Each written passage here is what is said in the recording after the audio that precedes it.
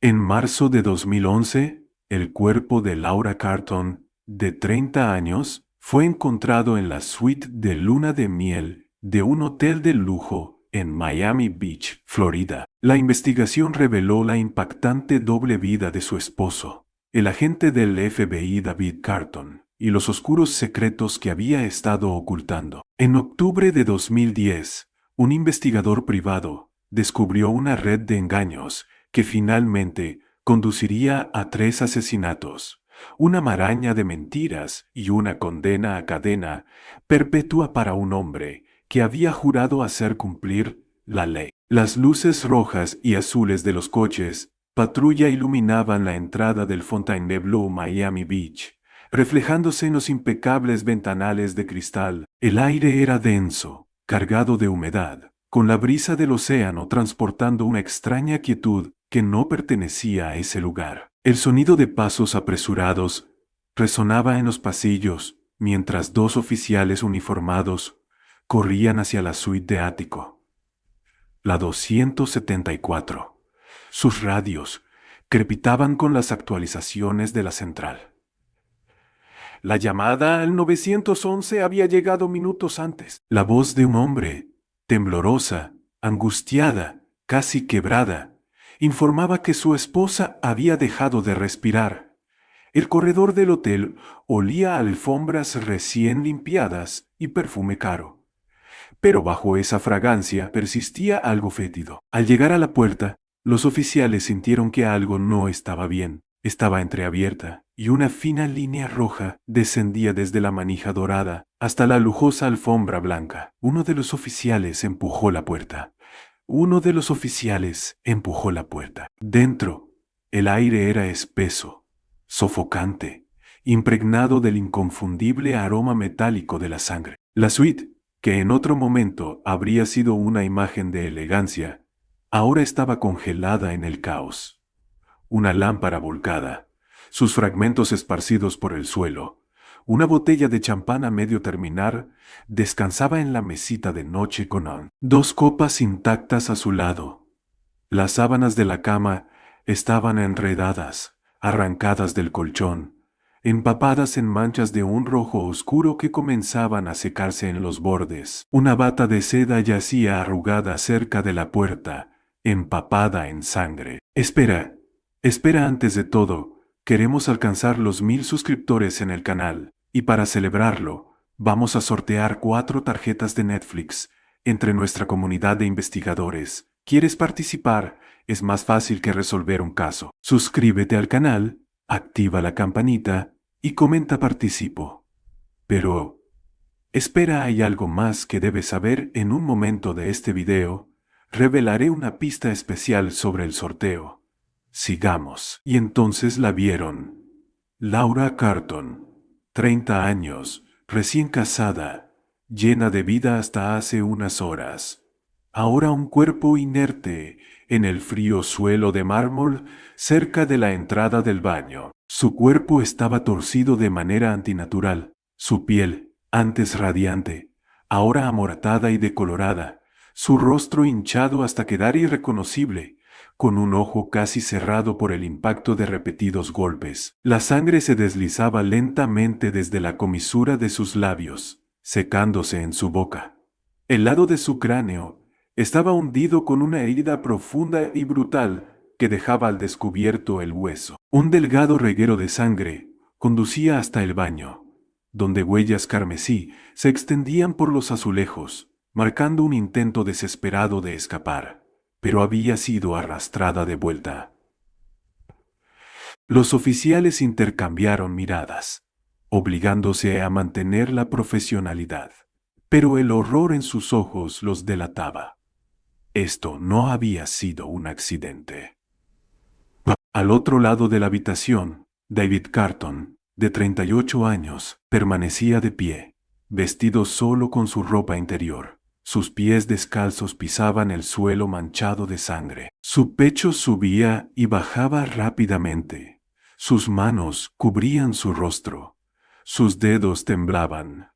Su torso estaba salpicado de sangre, en parte seca, en parte aún fresca. Su anillo de bodas brillaba bajo la tenue luz, un contraste cruel con la escena ante él. Su respiración era irregular. Murmuraba algo entre dientes, su voz quebrada.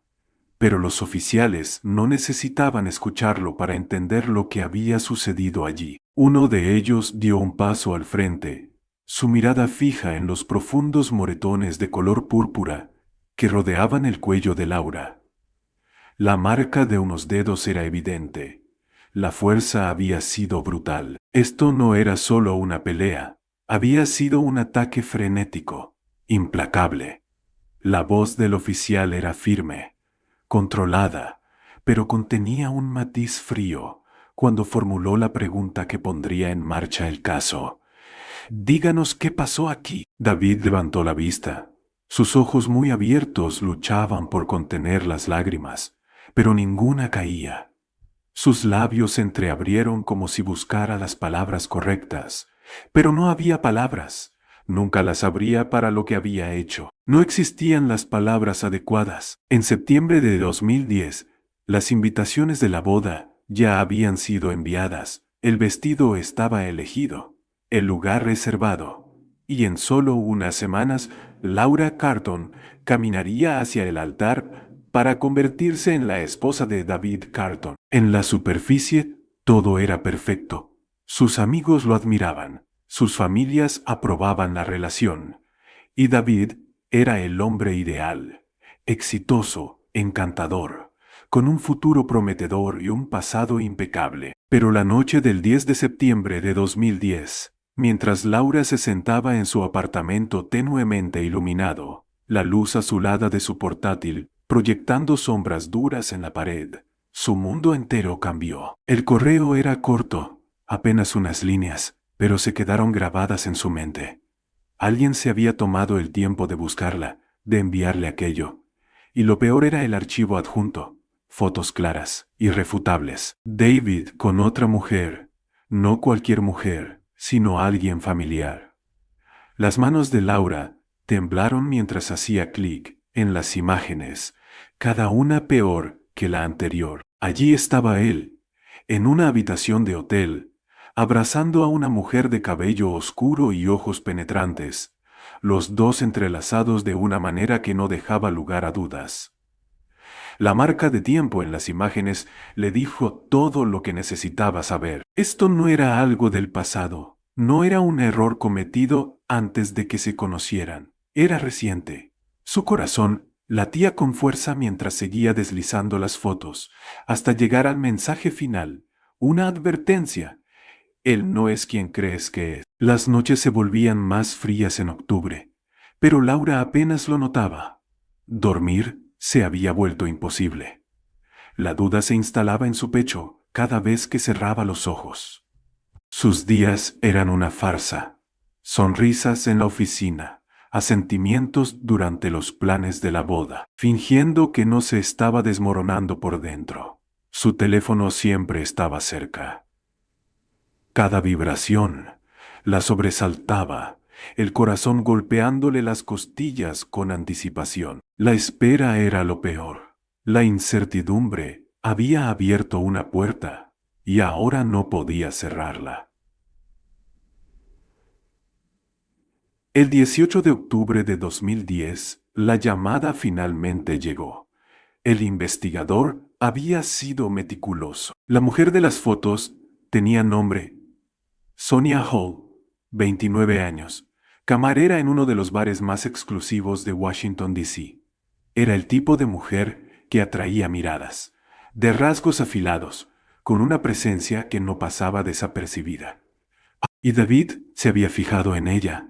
La aventura había durado más de un año de secretos, un año de mentiras entretejidas, tan hábilmente que Laura nunca sospechó nada. El investigador detalló los encuentros en hoteles a altas horas de la noche, las reuniones a escondidas, los mensajes que eran eliminados antes de que ella pudiera verlos, una segunda vida desarrollándose justo fuera de su alcance.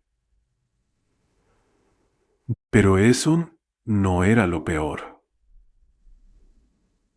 Sonia había desaparecido. La última vez que alguien la vio fue el 15 de octubre de 2010. Salió de su turno en el bar, marcó su salida como de costumbre y caminó hacia el estacionamiento. Las cámaras de seguridad la captaron dirigiéndose a su coche. Después de eso, nada. No volvió a trabajo al día siguiente, no contestó llamadas, no volvió a tocar su cuenta bancaria. Su compañera de cuarto presentó la denuncia 3 días después, pero no hubo pistas, no hubo entrada forzada, no hubo señales de lucha. Simplemente desapareció en la noche y nunca regresó. El estómago de Laura se revolvió mientras procesaba la información. La traición era una cosa, pero esto era algo más, algo mucho peor. Sonia había desaparecido apenas unos días después de enfrentarse a David. La voz del investigador se tornó cautelosa, medida. Había más, un patrón emergía, y Laura aún no estaba lista para verlo, porque Sonia no era la única. Las semanas siguientes se convirtieron en un torbellino de miedo y sospecha. Laura pasó cada momento despierta revisando noticias, foros de personas desaparecidas, artículos viejos, tratando de encontrar cualquier indicio de Sonia. Y entonces apareció otro nombre. Eric Myler, 27 años, exinformante del FBI. Había desaparecido un año antes, el 4 de diciembre de 2009. Su última aparición documentada fue saliendo de la oficina de David. Los reportes eran breves, pero algo destacaba. Eric tenía miedo. En las semanas previas a su desaparición, había acudido a las autoridades diciendo que temía por su vida, que necesitaba protección, pero nunca dio un nombre. Y luego, simplemente, desapareció. Laura sentía como el mundo a su alrededor se desmoronaba. Sonia y Eric no eran solo dos personas desaparecidas, eran personas con las que David había estado involucrado antes de ella. No era una coincidencia, era un patrón. Y si David descubría que ella lo sabía, Laura sería la siguiente. El 6 de marzo de 2011, en la suite 2704 del Fontainebleau, Laura tomó una decisión. Había intentado razonar con él, explicarle que no tenía opción más que ir a la policía. Pero David vio otra cosa en sus palabras. Vio una traición, una amenaza. La discusión se tornó acalorada, voces elevadas, cristales rotos. Los gritos de Laura atravesaron el aire, desesperados, suplicantes, antes de ser silenciados. El primer golpe la hizo tambalearse, chocando contra la mesita de noche. Un crujido afilado resonó cuando la esquina del mueble se hundió en sus costillas. Laura jadeó, su cuerpo reaccionando antes que su mente. Intentó correr, pero David fue más rápido. La agarró, sus manos férreas, mientras la estrellaba contra la pared. Su cabeza impactó primero, una vez, 2 veces. El sonido húmedo, enfermizo, llenó la habitación. No era solo ira, era calculado, deliberado, absoluto. La sangre salpicó la pintura blanca. Un trazo rojo quedó marcado cuando Laura resbaló hacia el suelo. Su pecho subía y bajaba con dificultad. Sus dedos temblaban buscando algo que no estaba allí. Y luego, quietud. A las 4:45 de la mañana, David estaba listo. La llamada al 911 estaba ensayada en su cabeza antes, incluso de marcar, su voz temblorosa, el pánico calibrado con precisión en cada palabra. Su historia estaba lista, y la verdad, la real, quedaba enterrada bajo el peso del silencio.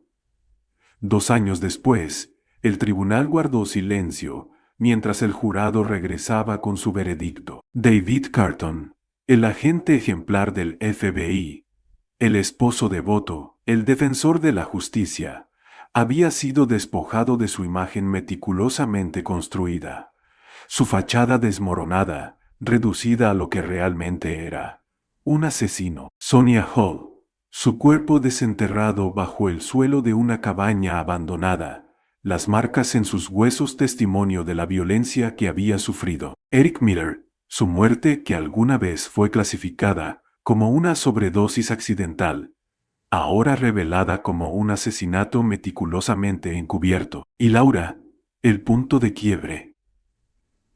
La brutal golpiza, la escena del crimen montada, la cadena de mentiras desmoronándose una tras otra. La sentencia cayó como un sello final.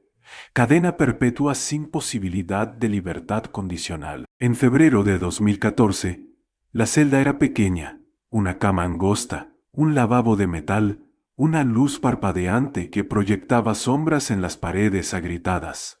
David se sentó en el borde del colchón, sus manos apoyadas en las rodillas. Ya no había estrategias, ya no había máscaras, solo tiempo. Entonces llegó el sobre, sin remitente, sin nombre, solo un sobre blanco deslizado bajo la puerta de su celda. Sus dedos vacilaron antes de recogerlo. El papel estaba arrugado, como si hubiera pasado por muchas manos antes de llegar a él. Dentro, una fotografía. Sonia Hall, vieja, granulada, pero inconfundible. Al dorso 4 palabras escritas con trazos torcidos. Yo sé la verdad. El sobre temblaba en sus manos. David apretó los bordes de la foto hasta que sus nudillos se volvieron blancos. Su mente corría en círculos, un torbellino de preguntas sin respuesta. ¿Quién la había enviado? Beth. ¿Cómo habían conseguido la imagen? ¿Cuántos sabían realmente? Su respiración se volvió irregular mientras repasaba cada posibilidad, cada rostro, cada conversación de los últimos años. Había sido cuidadoso, siempre, pero alguien lo estaba observando. Alguien lo había estado esperando. El sonido de pasos en el pasillo lo sacó de sus pensamientos. Deslizó la foto en el interior del sobre y lo metió debajo de su colchón. No importaba quién fueran ni qué querían. Nadie podía saber que el mensaje lo había afectado. Nadie podía ver el miedo instalándose en su pecho como una sombra. Los días pasaron con una lentitud insoportable. Cada noche, al cerrar los ojos, veía los rostros de las personas que había matado. Sonia, con su sonrisa descarada, la cabeza ladeada mientras fingía desafiarlo. Eric, con su mirada de advertencia, como si siempre hubiera sabido que él era capaz de lo peor. Laura, con su expresión rota, con los labios entreabiertos en el último intento de decir algo antes de que todo terminara. No importaba cuántas veces intentara olvidarlas, ellas siempre regresaban. Las noches en prisión eran largas. Se dormía tarde y despertaba demasiado temprano. Cada sonido en los pasillos lo mantenía alerta. Una semana después de recibir el sobre, encontró otro, sin marca, sin remitente, solo un papel doblado en su interior con una única línea escrita. Nos vemos pronto. El miedo era una sensación que había aprendido a controlar, pero esta vez fue diferente. Esto no era un interrogatorio, no era un juicio, no era una investigación. Esto era personal. A partir de ese momento, los días en prisión se convirtieron en una espera insoportable. Se volvió paranoico, observando cada movimiento a su alrededor, mirando a los otros reclusos, intentando descifrar si alguno de ellos era quien le había enviado los mensajes. Cada vez que un guardia pasaba cerca de su celda, su cuerpo se tensaba. Sentía que lo vigilaban, que alguien estaba esperando el momento exacto para actuar. El tercer mensaje llegó de manera diferente. No fue un sobre bajo la puerta, no fue un papel doblado en su bandeja de comida. Esta vez fue algo peor. Un cuchillo improvisado, apenas una hoja de metal afilada, metida en la almohada de su cama. David supo entonces que no era solo una advertencia, esto era una sentencia. Alguien quería verlo muerto. El problema no era el cuchillo, el problema era el tiempo. No sabía cuándo llegaría el ataque ni de quién vendría. Todo lo que podía hacer era esperar. Y David Carton odiaba esperar. La primera puñalada no la vio venir. Fue en la sala de recreo, un corte rápido en su costado mientras pasaba entre los internos. Se giró de inmediato, pero nadie parecía haber hecho nada. Solo miradas bajas, movimientos casuales, sangre escurriendo por su camisa. La segunda fue en la ducha, un rasguño en el muslo, pero esta vez con una advertencia. «Nos vemos pronto», susurró alguien antes de desaparecer entre los cuerpos de los demás presos. David entendió el mensaje. No iban a matarlo de inmediato. Iban a hacerlo sufrir, como él hizo sufrir a todas ellas. El día que recibió el cuarto y último mensaje, supo que no sobreviviría. El papel estaba dentro de su zapato, cuidadosamente doblado. Decía: «Esta noche, la celda se cerró a la hora de siempre. Los guardias hicieron sus rondas. La prisión se sumió en el silencio». David se sentó en su cama, la espalda contra la pared, con la única defensa que tenía, la hoja afilada que había guardado desde la primera advertencia. No iba a dejar que lo tomaran por sorpresa, pero cuando la puerta de su celda se abrió en mitad de la noche, se dio cuenta de que nunca tuvo una oportunidad. Fueron rápidos. Uno lo sujetó por el cuello antes de que pudiera moverse. Otro hundió la hoja en su abdomen, un corte limpio y preciso. El aire abandonó sus pulmones en un jadeo entrecortado. Sintió otra puñalada en su costado, luego otra más. El dolor era caliente, pero su cuerpo se debilitaba demasiado rápido para que pudiera reaccionar. Cayó de rodillas, la sangre empapando su ropa, sus manos temblorosas intentando cubrir las heridas inútilmente.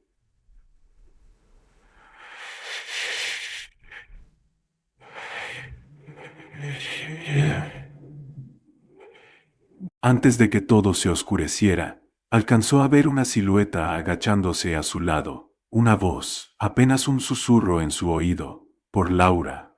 Luego todo se desvaneció. A la mañana siguiente, cuando los guardias hicieron su primera ronda, encontraron su cuerpo en el suelo de la celda. La sangre había formado un charco oscuro bajo él. En la pared, escritas con su propia sangre, estaban las mismas palabras que recibió en aquella fotografía. «Yo sé la verdad». El escándalo estalló apenas unas horas después de que encontraran su cuerpo. La noticia de la muerte de David Carton se filtró a la prensa antes de que las autoridades pudieran contenerla, y los titulares explotaron. El exagente del FBI, asesino convicto, es hallado muerto en prisión. ¿Justicia o venganza? David Carton es asesinado tras 2 años de encierro. Los programas de noticias dedicaron segmentos enteros a analizar su vida, su juicio y su trágico final. Tonto. Algunos argumentaban que finalmente había recibido lo que merecía. Otros se preguntaban cómo un hombre que una vez había sido considerado un protector de la ley, había terminado siendo casado como un criminal cualquiera. Mientras los medios devoraban cada detalle, la prisión inició una investigación interna. Nadie vio nada. Nadie oyó nada. Ningún guardia admitió haber notado algo fuera de lo común. Sin embargo, todos sabían la verdad.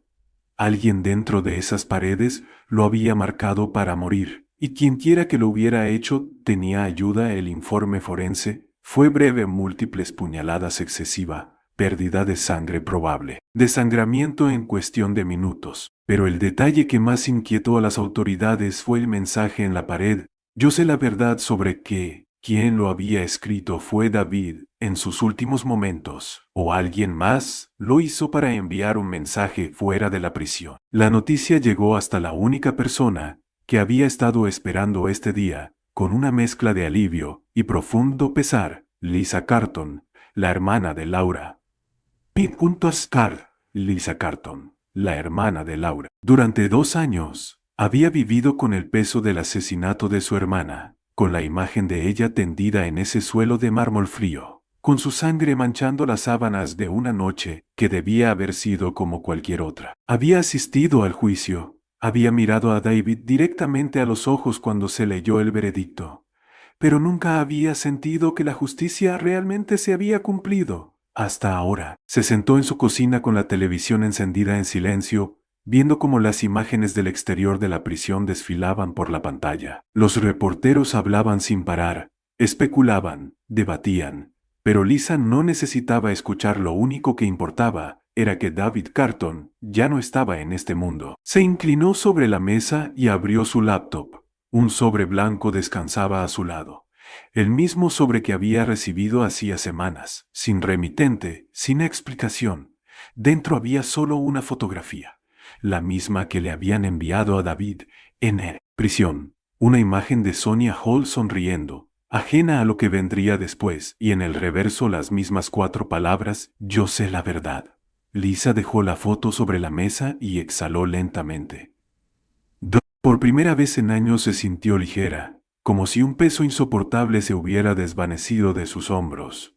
No preguntó cómo había sucedido, ni quién lo había hecho, no importaba. Fuera de su ventana el sol comenzaba a salir. Un nuevo día. Un mundo sin David Carton. Un mundo donde por fin su hermana podía descansar en paz. El correo llegó a la mañana siguiente. Lisa lo encontró en su bandeja de entrada, entre los mensajes habituales de trabajo, publicidad y recordatorios automáticos. No tenía asunto, no tenía remitente, solo una dirección anónima imposible de rastrear. Dudó antes de abrirlo. Sus dedos flotaron sobre el mouse, su mente debatiéndose entre la curiosidad y el miedo. Al final, la necesidad de saber fue más fuerte. Hizo clic. Dentro, un único archivo adjunto. Un video. Se detuvo. Miró la pantalla. Algo dentro de ella le decía que no lo hiciera. Que cerrara el correo y lo eliminara sin pensarlo. Pero ya había llegado demasiado lejos. Respiró hondo y reprodujo el archivo. El video comenzó con una imagen granulada, como si hubiera sido grabado con una cámara de seguridad o un celular de baja calidad. Era un pasillo estrecho iluminado con luces fluorescentes, parpadeantes. Lisa tardó unos segundos en reconocerlo. La prisión, voces en segundo plano, pasos amortiguados por la distancia. Luego una figura apareció en la pantalla, David Carton. Su corazón se aceleró. Lo vio caminar por el pasillo con la misma arrogancia que siempre había tenido. Incluso vestido con el uniforme de prisionero, aún mantenía esa postura rígida, como si creyera que estaba por encima de todo. Pero algo en su forma de moverse era diferente, más tenso, más cauteloso. Segundos después, otra figura entró en el encuadre, alto, de constitución fuerte, vestido con el mismo uniforme carcelario. Lisa no reconoció su rostro. No parecía alguien que David conociera. Pero entonces un segundo hombre apareció detrás de él, luego un tercero. David se detuvo. Las sombras se alargaron en la pared. Lisa vio cómo los hombres se acercaban, cómo lo rodeaban sin dejarle espacio para escapar. No hubo palabras, no hubo advertencias. El primer golpe fue rápido, directo al abdomen. David se dobló sobre sí mismo, pero no cayó. Trató de retroceder, pero el segundo ataque lo alcanzó en las costillas, luego el tercero. Lisa observó sin pestañear mientras la escena se desarrollaba. La brutalidad, la precisión, los ataques metódicos de hombres que sabían exactamente lo que estaban haciendo. David trató de defenderse, se tambaleó, golpeó a uno de ellos, pero no sirvió de nada. Otro lo sujetó por el cuello, lo empujó contra la pared. Una hoja improvisada brilló en la tenue luz antes de hundirse en su costado. El sonido del cuchillo desgarrando carne fue seco, crudo. David cayó de rodillas, tosió. Su sangre salpicó el suelo. El video continuó. Lisa vio cómo su cuerpo se sacudía, cómo sus manos intentaban detener la hemorragia. Vio la forma en que su boca se abrió intentando decir algo. Tal vez pedir ayuda. Tal vez una súplica inútil. Uno de los hombres se agachó a su lado. Le dijo algo al oído. David apenas reaccionó. Luego el video se cortó. Lisa se quedó mirando la pantalla, su reflejo distorsionado en el monitor negro. Sus manos estaban frías, su respiración era superficial.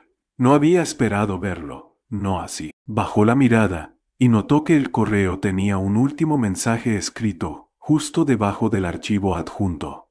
4 palabras: se hizo justicia. Lisa no había firma. No había más explicaciones. Lisa cerró la laptop. No lloró, no tembló. Solo se quedó sentada en la oscuridad de su cocina, dejando que el peso del momento se asentara sobre sus hombros. No sabía quién lo había hecho. No sabía por qué le habían enviado el video, pero sí sabía una cosa. David Carton estaba muerto, y eso por fin era suficiente. Los días siguientes pasaron como un borrón. Lisa apenas dormía, apenas hablaba. La noticia de la muerte de David Carton seguía en boca de todos, y aunque los medios comenzaban a perder el interés, su teléfono aún vibraba con mensajes de reporteros queriendo una declaración. No respondió a ninguno. No tenía nada que decir. Cada noche cuando cerraba los ojos veía el video en su mente, no con horror ni con angustia, sino con una extraña sensación de cierre. No sentía lástima, no sentía culpa, no después de todo lo que él había hecho. Pero la pregunta persistía en su cabeza: ¿quién lo hizo? Y lo más inquietante, ¿por qué le enviaron el video a ella? Trató de convencerse de que no importaba, que lo que debía hacer era seguir adelante, retomar su vida. Pero algo en el fondo de su mente no la dejaba en paz, como si hubiera un último detalle que aún no comprendía, un cabo suelto que no terminaba de encajar. El sobre con la foto seguía sobre su mesa. Cada vez que pasaba junto a él, sentía una punzada de incomodidad. Sabía que debía deshacerse de él, quemarlo, romperlo en pedazos y olvidarlo, pero no podía. Pero la respuesta llegó de la manera más inesperada. Una noche, mientras revisaba su bandeja de entrada sin ningún motivo en particular, notó un nuevo correo sin remitente, sin asunto. El mensaje era corto: no busques respuestas, solo vive. Lisa se quedó inmóvil. Su estómago se tensó. Alguien la estaba vigilando. Alguien sabía que aún pensaba en el video, en la foto, en el mensaje en la pared de la celda de David. Cerró el correo, apagó la laptop. Se quedó sentada en la oscuridad de su apartamento, el sonido de la ciudad filtrándose por la ventana. Esa noche tomó el sobre y la foto y los metió en un cajón. No los destruyó, no los tiró, pero tampoco los dejó a la vista. Días después dejó de recibir correos. Nadie más intentó contactarla. Poco a poco, las noticias dejaron de hablar de David Carton. Su rostro desapareció de las pantallas. Su nombre dejó de aparecer en las búsquedas. Lisa volvió al trabajo, recuperó su rutina, aprendió a sonreír de nuevo, pero en el fondo siempre supo la verdad. David Carton no murió por casualidad. No fue una simple venganza de un grupo de prisioneros. Alguien se encargó de asegurarse de que pagara por cada una de sus acciones, y quienquiera que fuera, quería que ella lo supiera. No buscó respuestas, nunca volvió a preguntar, pero cada vez que pasaba por un callejón oscuro o veía una sombra moverse en la distancia, se preguntaba si la estaban observando, si alguien aún vigilaba, asegurándose de que ella siguiera adelante. Al final aceptó que nunca lo sabría, y quizá, pensó, eso era lo mejor. Interesados en más misterios de asesinatos de la vida real, asegúrense de darle me gusta y suscribirse a nuestro canal. ¿Qué sentencia le hubieseis puesto vosotros? Déjame un comentario y te leeré.